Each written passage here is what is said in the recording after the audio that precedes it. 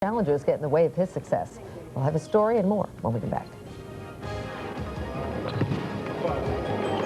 Today's Midas Prep Athlete of the Week is one such story. Our Monica Pellegrini has more. Douglas Dormu doesn't think of himself as anything else but a normal high school sophomore, doing his best to make the starting lineup on the Theodore Roosevelt basketball team. But in reality, Dormu has beaten the odds already by just playing sports after being born with a deformed left arm.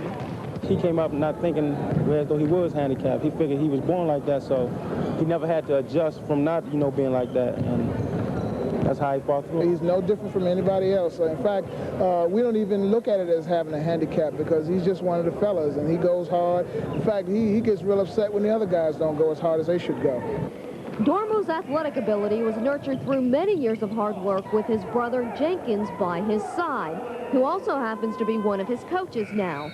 Douglas thinks it makes playing basketball that much better on and off the court. He's a good role model. He had to help me when, like, we practicing and I'm doing something wrong.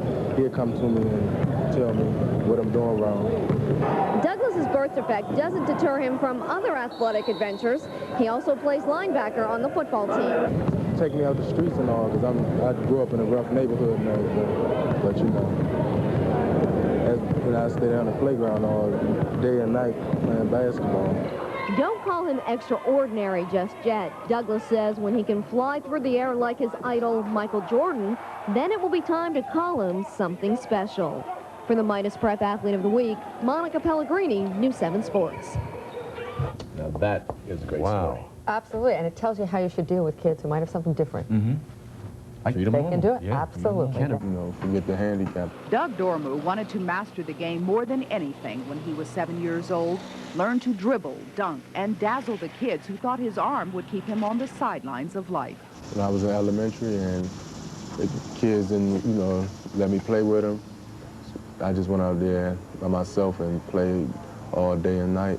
Doug's love of the game grew out of the days and nights he spent at this Northwest playground, practicing and practicing until he could do what other kids could do on the basketball court. Tried out for my elementary basketball team. It was my first year.